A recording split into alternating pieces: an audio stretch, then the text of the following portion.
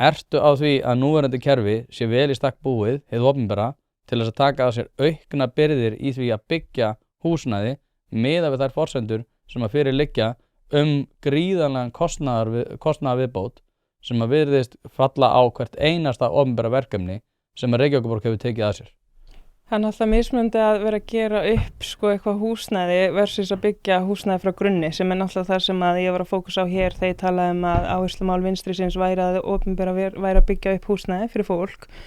Ég myndi líka vilja spyrja bara hver er kostnaðurinn við að halda áfram sömu stefnu, hver er kostnaðurinn við að halda áfram á sömu braut, hver er kostnaðurinn við það að vita að það er fullt af fólki sem er ekki með öruggt húsaskjól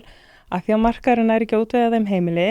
Þetta fólk auðvitað finnur fyrir því að vera ekki með þetta örugga húsaskjól þegar að börn eru sífellt að flytja á milli hverfa með foreldrum sínum að því þeir eru að flýja leiguverðshækkanir, að því þeir búa í einhverju ónýtu miklu húsnæði, að því að þau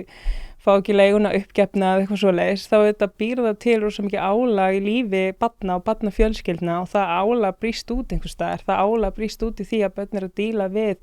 alls konar áfallastreitur, röskun og mæta þetta inn í skólan og þetta birtist allt einhvers staðar. Þannig að ef þú ert farin að mæta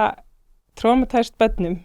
sem hafa ekki búið við öryggi mörg ár inn í skólakerfinu, það kostar allt. Og við getum fyrirbyggt allan þennan kostnað með því að bara útvega fólki öruggt heimili.